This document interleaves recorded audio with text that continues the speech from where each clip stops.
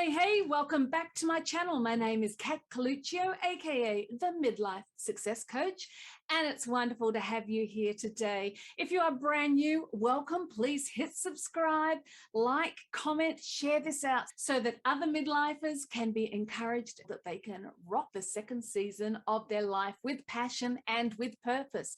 If you are a returnee, thank you so much for being on this journey with me. Please make sure to hit that bell so that you get notifications every time a new video drops.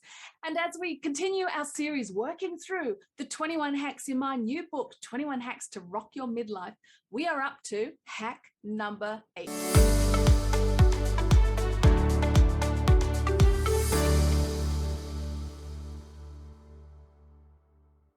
Hack number 8 falls into the third step of the 7-step model, the framework that makes up my new book, 21 Hacks to Rock Your Midlife. And that third step is all about creating space. We need to actually clear the space in our lives, in our physical world, in our mental world, in our digital world, everywhere, so that we have room to step into that new season that we really want to bring to life. So today is hack number, can I do this with my fingers? Hack number 8. And we are talking about decluttering again. This time it's decluttering your life, your digital world. Ready for it? There's no escaping the fact that we live in a digital world. I mean, like, duh, right? You're probably going, yeah, thank you. Kind of obvious, Cat. I know. But bear with me. The problem is, though, our digital world is meant to support our lives. It's meant to provide systems and shortcuts and all these things that help us with our day-to-day life. However, I bet I'm not the only person who has sat down to do a post on their social media channel or just, check in whose birthdays it is today, and then sort of come out of this trance about 3 hours later and realize that I've just been in this black hole of scrolling. The reality is, it's possible to create clutter in our digital world in exactly the same way that we do in our physical world. And it has very similar ramifications. Remember how we talked about how physical clutter can lead to overwhelm, which leads to procrastination and an inability to focus on the tasks that we want to be and should be focusing on. Now, clutter in our digital world has the same result. It overwhelms us. If you've ever turned on your computer at work and seen, virtual sticky notes and files and images and quotes and everything all over that desktop, what's the first feeling you get? I guarantee it's not, yay, another day at work. I guarantee it's like, oh my gosh. Just the weight of all that sensory overload hitting you. We need to apply the same techniques that we apply in our physical world to our digital world. Otherwise, these devices that we have, our computers, our phones, our iPads, all of those things, they're going to become such major distractions rather than supporting us as we go about building that life of purpose with passion and making that impact that we want to make in our second season. Now, there's even the term these days called digital minimalism. And the same way that there is a trend happening with physical minimalism, the same thing's happening in the digital world, where people are actually starting to get really ruthless in determining these apps, these systems, all these programs, all these things that they belong to, whether they actually really need those things in their lives or not.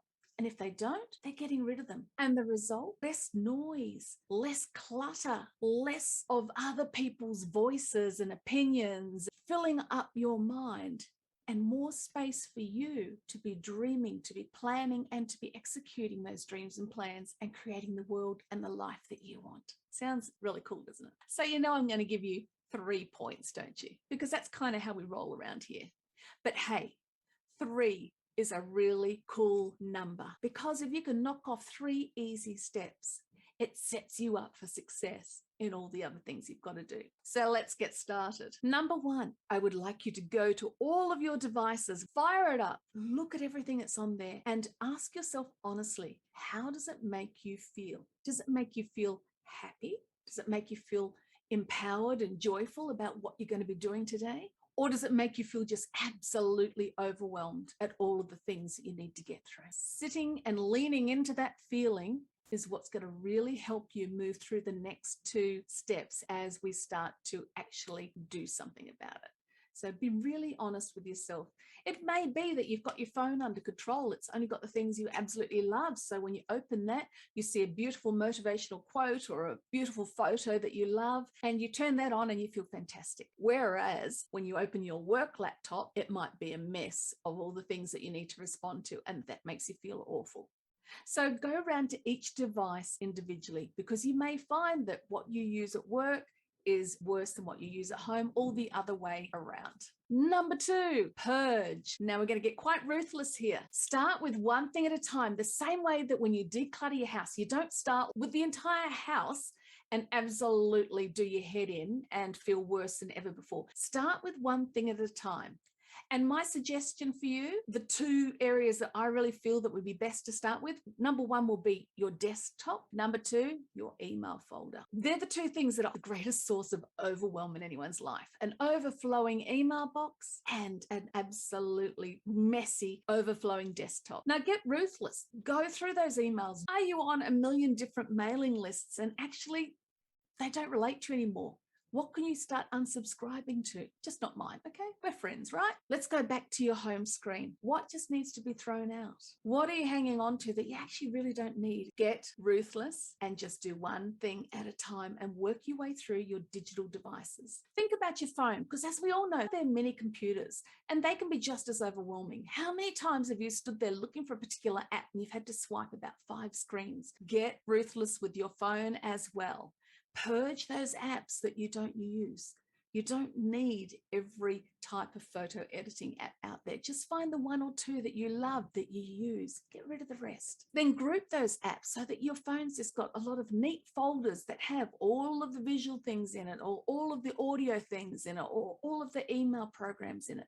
Just group them accordingly and try to reduce it down to just 1 screen. Personally, I have just 2 screens. My home screen that comes up whenever I press the button shows a beautiful photo of myself and my husband and my son's wedding 2 years ago. And at the top, it just has the calendar and it has the weather for the day. When I flip to the next screen, there's all my folders with all the apps I need. And I tell you, just doing that process, and I just did it one night while sitting watching a movie, I just kind of worked my way through it, and it took such a burden off me. I no longer stand there now flicking, looking for the right app through all the multitude of things on my phone. So purge and be ruthless. Number 3, we've kind of already touched on that. Organize. Organize your digital clutter so that you can find the things you need to find. You can get rid of the things you need to get rid of and have the proper files in the right place. Taking the time to do this every day, just for 5 minutes, will make such a difference for your headspace, and it will create time and a freshness in your spirit that you can then be using for the other things that you want to be doing, such as designing your amazing second half of your life. For instance, do what I just suggested about filing all your phone apps. Do you ever remember your parents coming into your bedroom when you were a kid telling you to clean this room up? At the end of your workday, clean your screen up. Make it just part of your everyday regular habits. 5-10 minutes. Check the email box, ditch what you don't need, sort the rest, check that your home screen's all clear. And then when you open up that computer the next morning, you are going to be greeting the day with a clean slate. And that in itself is going to put you in a whole different space. I'm actually going to give you an extra tip today. So here is tip number 4 for clearing your digital clutter. And that is, get yourself a timer. You can use your phone, or you can get some downloadable ones, or you can just go get yourself the little clock. That's what the Pomodoro method uses, the old tomato kitchen timer. But either way, use it whenever you're online. So when you're allowing yourself some social media time, set that timer. And that way you won't get sucked into that black hole any longer. If you know that you need to check your email 3 times a day, then put that timer on, be it 10 minutes, 15 minutes, and stick to it. This way, the digital devices in your life will be supporting you in what it is that you want to do, rather than holding you back and distracting you and eating up your time and sucking out your soul. So get to it today. Declutter those digital devices and make sure while you're at it to subscribe, to like, to comment. Send me a comment, because I love hearing from people and I always reply. And make sure to grab that free workbook below about your core values, so that you can be building the foundations in your life to help you create the roadmap for your amazing midlife season. I'll see you next time.